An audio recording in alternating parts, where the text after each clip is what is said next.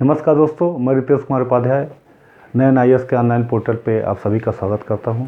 दोस्तों, जो हम सीरीज यूपी पीसीएस यूपीएससी के लिए चालू किए थे, जिसमें हम इतिहास के टॉपिक को लेके पढ़ा रहे थे।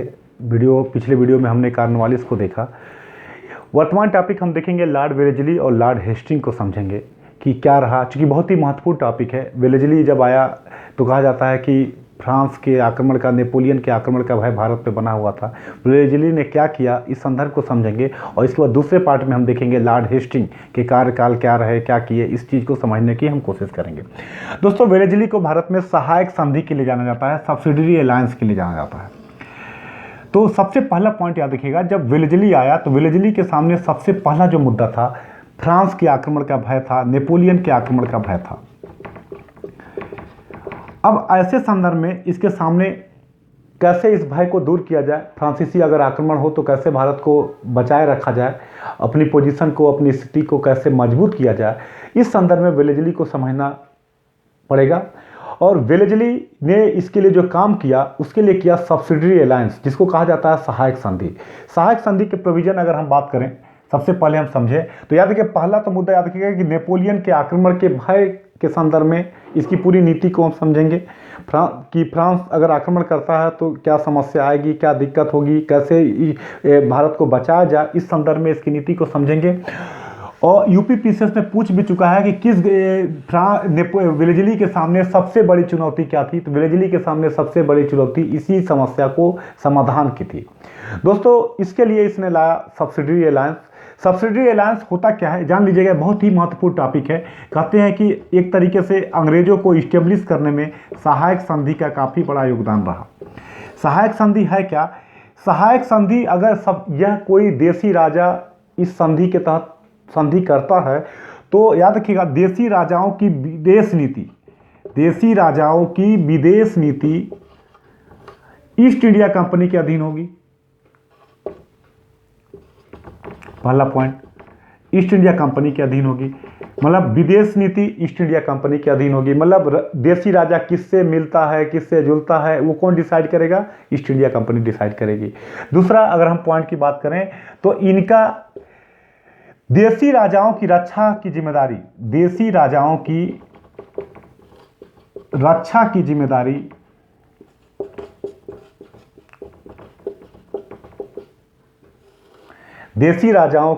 की जिम्मेदारी ईस्ट इंडिया कंपनी की होगी। मतलब ईस्ट इंडिया कंपनी की सेना देसी राजाओं की रक्षा करेगा। सोच लीजिएगा कि मतलब अब देसी राजा अपनी सेना पे डिपेंड नहीं होंगे, बल्कि अपनी रक्षा के लिए किस पे डिपेंड होंगे? ईस्ट इंडिया कंपनी पे। मतलब देसी, अगर हम दूसरे शब्दों में कहें तो देसी राजाओं के पैसे से ईस्ट इंडिया कंपनी की सेना मजबूत होगी। ये प्रोविजन था। और तीसरा प्रोविजन अगर हम बात करें तो तीसरा प्रोविजन ये था कि देसी राजा के दरबार में एक अंग्रेजी रेजिडेंट रहेगा, जो ये देखेगा कि प्रशासन सही तरीके से चल रहा है कि नहीं चल रहा। मतलब विदेश नीति ईस्ट इंडिया कंपनी के अधीन होगी, रक्षा की जिम्मेदारी ईस्ट इंडिया कंपनी की होगी, और एक अंग्रेज रेजिडेंट रखा जाएगा जो ये देखेगा कि प्रशासन सही तरीके से चल रहा है कि नहीं चल रहा। अब ये बताइए, जो राजा इसको स्वीकार कर लेगा वो राजा रहा।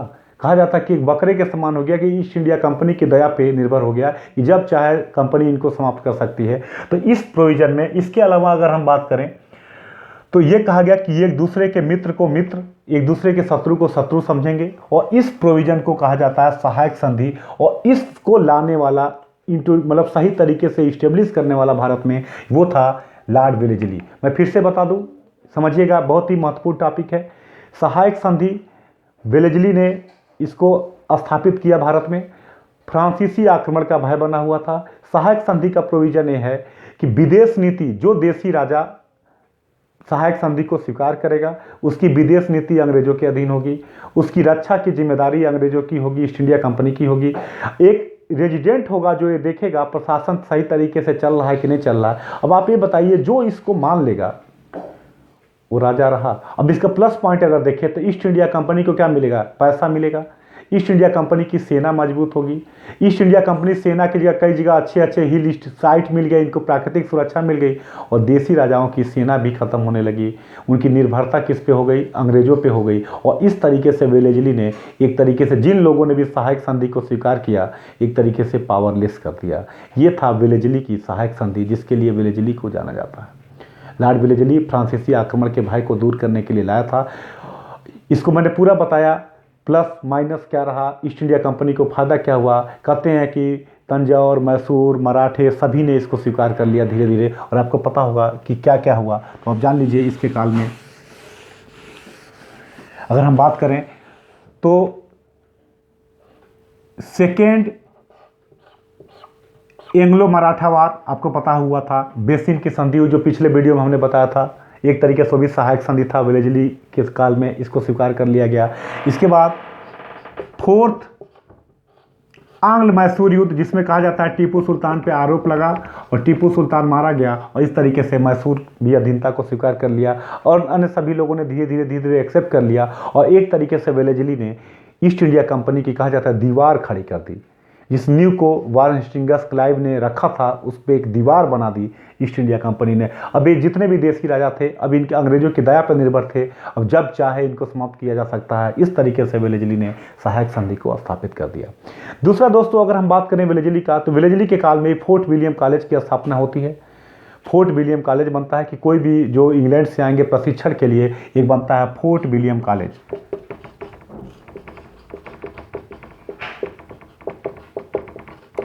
वेलेजली के बारे में एक स्टेटमेंट आता है, उस समय का समकालीन कोई एक व्यक्ति कहता है कि आप घुटन से मर रहे हैं, आपको और क्षेत्र चाहिए। इतना बड़ा साम्राज्यवादी शासक था ये लॉर्ड वेलेजली। और मैंने पूरी सहायक संधि बताई। अब इसके बाद एक और देखते हैं जो कहते हैं कि कंपनी को इस्टेब्लिश करने में काफ़ी योगदान रहा, एक बड़ा गवर्नर रहा, वो था लॉर्ड हेस्टिंग। अगला हम देखते हैं दोस्तों, 13 से 23 तक रहा लॉर्ड हेस्टिंग। वेलेजली के बाद सेकेंड में हम देखते हैं लॉर्ड हेस्टिंग। देखिए, हमारा ये वीडियो बनाने का पूरा पर्पज ये है, जो नैन IAS जो ये काम कर रहा है कि आपको चीज़ें सही मिले, आपका टाइम भी किल ना हो, गुणवत्तापूर्ण चीज़ें मिले, और आप जिस भी लक्ष्य को UP PCS UPSC जिस भी एग्ज़ाम दे रहे हैं उसमें आपको सहायता मिले, इसी संदर्भ में ये पूरा काम किया जा रहा है। और हम आपके सुझाव, अगर आपको कोई समस्या हो तो आप कमेंट बॉक्स में लिख सकते हैं, उसका सुझाव भी आपको किया जाएगा, आपकी सब समस्या का समाधान किया जाएगा, और ये कोशिश की जाएगी कि आप एग्जाम में बैठें और आपको सफलता मिले। इसी उद्देश्य से ये पूरा कार्यक्रम चलाया जा रहा है। दोस्तों, लॉर्ड हेस्टिंग की अगर बात करें हम, लॉर्ड हेस्टिंग के काल में देखिए, सबसे पहले अगर हम बात करें तो इसके काल में अगर हम देखें तो सबसे बड़े जो मुद्दा आया पिंडारी विद्रोह, जिसको हम पढ़ेंगे। पिंडारी विद्रोह क्या था, किसके क्या हुआ, क्या मुद्दा था। इसी के काल में अगर हम बात करें तो थर्ड आंग्लो मराठा वार, आंग्ल मराठा युद्ध, थर्ड आंग्ल मराठा युद्ध। और इसी के काल में अगर हम बात करें तो चौथा चीज अगर हम कहें तो इसी के काल में दोस्तों आंग्ल नेपाल युद्ध हुआ। आंग्ल नेपाल युद्ध 1814 से 16, जो संगोली की संधि से समाप्त हुआ था।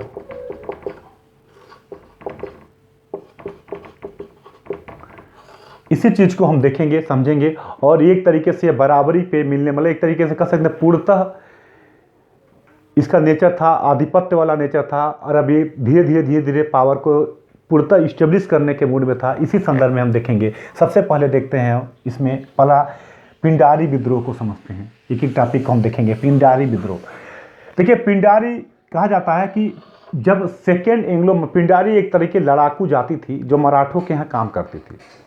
कहा यह जाता है कि जब सेकेंड एंग्लो मराठा युद्ध के बाद मराठों की स्थिति, जो मराठा पेशवा हो, चाहे सिंधिया हो, होलकर हो, सबकी स्थिति जब खराब होने लगी तो बेचारे बेरोजगार हो गए, ये लूट मार करने लगे, और इनके ऊपर आरोप लगा कि ये सिंधिया के साथ मिलकर ये विद्रोह करने के मूड में है। और इसी संदर्भ में चूंकि लड़ाकू जाति थी, अंग्रेजों ने इनके खिलाफ अभियान किया। इनके 3 नेता थे, एक था चीतू, दूसरा करीम खां और तीसरा वासील। चीतू, करीम खां और वासील, इनके 3 नेता थे, चीतू, करीम खां और वासील। इनके ऊपर आरोप लगा कि ये लोग सिंधिया के साथ मिलकर विद्रोह करने वाले हैं और इसी मुद्दे पे इनके खिलाफ चढ़ाई हुई। उत्तरी कमान वो हेस्टिंग खुद संभाला और दक्षिण में टॉमस हिलसोप कमान संभाला। याद रखिएगा, टॉमस हिलसोप। और कहा जाता है कि इसमें चीतू जंगल में भाग गया, कहा जाता है चीता खा गया, मर गया। वासिल सुसाइड कर लिया, करीम खान ने सरेंडर कर दिया, इसको गोरखपुर की जागीर दे दी गई। इस तरीके से पिंडारी विद्रोह को इन लोगों ने दबा दिया। पूरे के पूरे पिंडारी विद्रोह को अंग्रेजों ने दबा दिया। 3 नेता थे, इसको याद रखिएगा, चीतू, करीम खां, वासिल। चीतू को जंगल में कहा जाता है चीता खा गया, करीम खान ने सरेंडर कर दिया और वासिल ने सुसाइड कर लिया। इस तरीके से पिंडारी विद्रोह समाप्त हो गया। अब कहा जाता है कि इसी के काल में थर्ड एंग्लो मराठा वार हुआ, तृतीय आंग्ल मराठा युद्ध।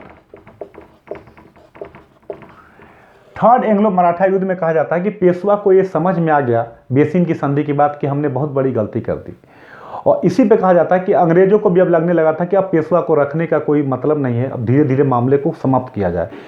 इसी संदर्भ में हुआ क्या, अगर हम बात करें तो कहा जाता है कि बड़ौदा के गायकवाड़ को अपने अधीन मानता था पेशवा, और इनसे जो है पैसे की डिमांड की, 1 करोड़ रुपए की डिमांड की। कहा जाता है कि उल्टा दिमाग गंगाधर शास्त्री ने कर दिया। बड़ौदा के गायकवाड़ ने अपने दूत गंगाधर शास्त्री को भेज दिया, और कहा जाता है कि पेशवा का प्रधानमंत्री त्र्यंबक जी ने गंगाधर शास्त्री की हत्या कर दी। जब गंगाधर शास्त्री की हत्या कर दी त्र्यंबक जी ने, तो इसी पे कहा जाता है कि तुरंत त्र्यंबक जी के आरोप लगने लगा, पेशवा पे दबाव पड़ा, और पुणे में क्या किया कि पेशवा के पद को समाप्त कर दिया गया और मराठा संघ को पूरा का पूरा वो कर दिया गया, समाप्त कर दिया गया। इस तरीके से पुणे की संधि के द्वारा पेशवा के पद को समाप्त करके मराठा संघ समाप्त कर दिया गया। ये था थर्ड एंग्लो मराठा वार, और इस तरीके से थर्ड एंग्लो मराठा वार में भी इस समस्या को दूर कर लिया गया। इसके बाद अगर हम बात करें, जो तीसरा मुद्दा था इनके, अगर हम देखें तो वो था आंग्ल नेपाल युद्ध। यह जो हुआ 1814 से लेके 16 के बीच में हुआ और संगोली की संधि से समाप्त हुआ। 1814 से लेके 16 के बीच में हुआ और संगोली की संधि से समाप्त हुआ। कहा यह जाता है कि जब 1801 में गोरखों ने गोरखपुर तक का एरिया जीत लिया, और इधर अंग्रेज भी बस्ती, इनकी सीमा मतलब ईस्ट इंडिया कंपनी की सीमा गोरखों से मिलने लगी, तो कहा जाता है कि शिवराज और बटवाल जो जिले थे, शिवराज और बटवाल 2 जिले थे, इन पे गोरखों ने अटैक कर दिया जो ईस्ट इंडिया कंपनी के अधीन था। इसी को लेके दोनों के बीच संघर्ष चालू हो गया, और कहा जाता है कि संघर्ष लंबा चलता रहा और लास्ट में दोनों के बीच एक ट्रीटी हो गई। उस समय डेविड आर्टर लोनी ने इस संधि को किया, और कहा जाता है कि इसी समय Gorkha regiment east India company की सेना में शामिल हुई, और आंग्ल नेपाल संधि जो आंग्ल नेपाल युद्ध जो हुआ संगोली की संधि से समाप्त हुआ। तो लॉर्ड हेस्टिंग, और याद रखिएगा 1813 का चार्टर इसी काल में आया था, और इसी चार्टर में 1 लाख रुपया शिक्षा पे खर्च करने की बात की गई थी। 1813 का चार्टर आया था और इसमें 1 लाख रुपया शिक्षा पे खर्च करने की बात की गई थी। तो ये था लॉर्ड हेस्टिंग का पूरा कार्यकाल। इस वीडियो में हमने वेलेजली और लॉर्ड हेस्टिंग को समझा कि वेलेजली की सहायक संधि क्या थी, हेस्टिंग ने क्या क्या किया। फिर से मैं एक बार रिपीट कर दूं, वेलेजली फ्रांसीसी आक्रमण के भय से ग्रसित था, इसके लिए वो क्या लाता है, सहायक संधि को लाता है। इसके बाद हमने देखा लॉर्ड वेलेजली को हेस्टिंग को देखा। हेस्टिंग के काल में पिंडारी विद्रोह होते हैं, हेस्टिंग के काल में आंग्ल नेपाल युद्ध होता है, और हेस्टिंग के काल में ही तृतीय आंग्ल मराठा युद्ध होता है। और कहते हैं कि तृतीय आंग्ल मराठा युद्ध में पेशवा के पद को समाप्त कर दिया जाता है, मराठा संघ समाप्त हो जाता है, और कानपुर के बिठूर के पास हम कहते हैं कि इसको वो कर दिया जाता है। इसके बाद दोस्तों अगर हम देखें, थोड़ा सा हम देखेंगे इसी वीडियो में बताएंगे लॉर्ड विलियम बेंटिंक के बारे में, कि लॉर्ड विलियम बेंटिंक के बारे में कहते हैं कि इसके बाद एक गवर्नर बन के आया। कहते हैं कि लॉर्ड विलियम बेंटिंक को भारत का गवर्नर जनरल कहा जाता है, पूरे भारत का गवर्नर माना जाता है। लॉर्ड विलियम बेंटिंक, अभी तक ये गवर्नर बंगाल के होते थे, लॉर्ड विलियम बेंटिंक को पूरे भारत का गवर्नर करते हैं। इसको हम पूरे बेंटिंक को अगले वीडियो में देखेंगे और समझेंगे बेंटिंक के में क्या हुआ, कैसे हुआ, इस चीज़ को जानने की कोशिश करेंगे। ठीक है, तब तक के लिए धन्यवाद।